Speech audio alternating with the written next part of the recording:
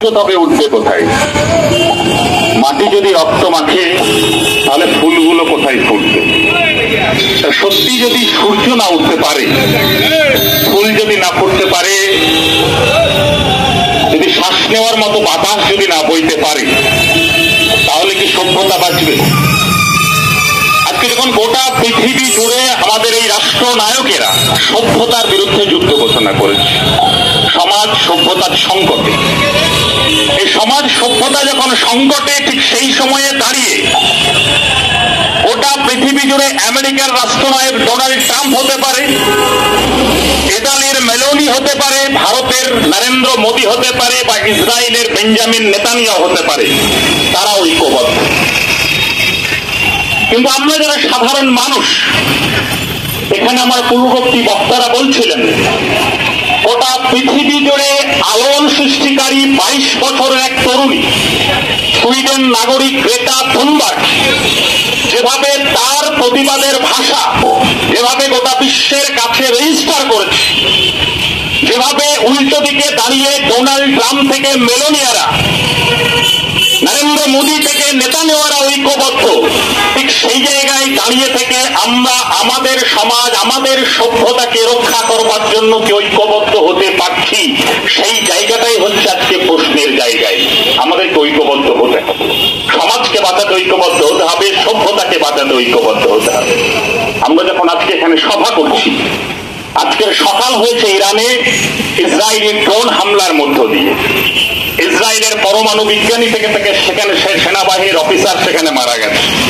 প্রতিদিন গাজার বুকে, ফিলিস্তিনের বুকে অজস্র শিশু নাফেরার দেশে চলে যাচ্ছে, যাদের স্বাভাবিক মৃত্যুর কোনো গ্যারান্টি নেই, এবং তারা বেছে বেছে আক্রমণ হানিয়ে আনছে যাতে আগামী প্রজন্ম, আগামী ভবিষ্যৎ যেখানে নষ্ট হয়ে যায়।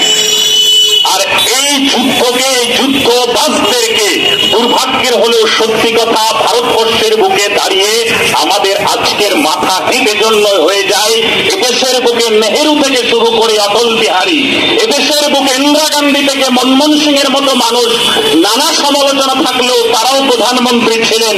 কিন্তু আজকের এই নরেন্দ্র মোদীর নেতৃত্বাধীন যে ভারতবর্ষের শাসন ক্ষমতায় যারা আছেন, তারা ওই যুদ্ধবাজ মানবতার শত্রু বেঞ্জামিন নেতানিয়াহুর পাশে দাঁড়াচ্ছে। আজকে এই জায়গায় দাঁড়িয়ে থেকে আমাদেরকে পক্ষ নিতে হবে। আমাদেরকে পক্ষ নিতে হবে এই জন্যই যে গোটা বিশ্ব জুড়ে জল, জমি, জঙ্গলের অধিকার রক্ষা করবার জন্য যখন একদল মানুষ, যখন তারা প্রতিদিন লড়াই করে যাচ্ছে, লড়ে যাচ্ছে, আর উল্টো দিকে দাঁড়িয়ে গরিব মানুষের, সাধারণ মানুষের এই জল, জমি, জঙ্গলের অধিকারকে প্রতিদিন লুট করছে কর্পোরেট হাঙররা, কর্পোরেট দানবেরা, তথাকথিত উন্নয়নের স্লোগান দিয়ে তাদের লক্ষ্যবস্তু হয়ে যাচ্ছে কখনো কখনো পৃথিবীর ফুসফুস আমাজনের ওপরে, জঙ্গলের ওপর তাদের লক্ষ্যবস্তু হচ্ছে। তাদের লক্ষ্যবস্তু হচ্ছে সুন্দরবন, তাদের লক্ষ্যবস্তু হচ্ছে ডুয়ার্স। প্রতিদিন জায়গায় দাঁড়িয়ে থেকে আজকে আমাদের সভ্যতা যখন, সমাজ যখন সংকটের সামনে দাঁড়িয়ে এসেছে, আজকে আমরা এখানে অল্প পরিসরে দাঁড়িয়ে প্রতিবাদ, অল্প পরিসরে দাঁড়িয়ে আমরা এখানে বিক্ষোভ সংগঠিত করছি। এই বিক্ষোভ সংগঠিত করবার মধ্য দিয়েই কিন্তু আমাদের কাজ শেষ হয়ে যাবে না। এই লড়াইটা এক চূড়ান্ত দক্ষিণপন্থী, আধিপত্যবাদী, স্বৈরাচারী, ফ্যাসিবাদী শাসকের বিরুদ্ধে। তা না হলে যখন লস অ্যাঞ্জেলেসে যখন সাধারণ মানুষ, ট্রেড ইউনিয়ন কর্মী, বামপন্থী, প্রগতিশীল মানুষরা যখন সেখানে প্রতিবাদে সামিল হয়, তাদের বিরুদ্ধে যখন ডোনাল্ড ট্রাম্পের দানবীয় শাসক তাদের বিরুদ্ধে যখন নির্বিচারে আক্রমণ নামিয়ে আনে এবং বুক ফুলিয়ে, শিরা ফুলিয়ে তারা বলে যে তথাকথিত পিছিয়ে পড়া তৃতীয় বিশ্বের দেশ যাতে আমেরিকা না হয়ে যায়, তার জন্য প্রতিবাদের উপরে আক্রমণ বুলডোজার চালাতে হবে। আজকে ভাবতে হবে, আজকে এই জায়গায় যে গোটা বিশ্বের এই দক্ষিণপন্থী শাসকের ঐক্যবদ্ধ হয়েছে, আর তাদের সঙ্গে জোট এবং ঐক্যবদ্ধ হয়েছে আম্বানি, আদানি থেকে ইলন মাস্কেরা।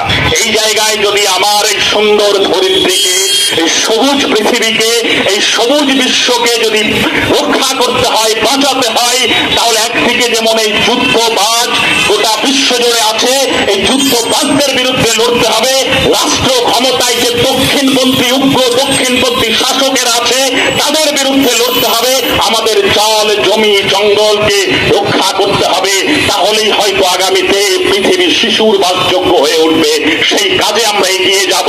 এই কথা বলে সকলকে ধন্যবাদ জানিয়ে আমার বক্তব্য শেষ করছি।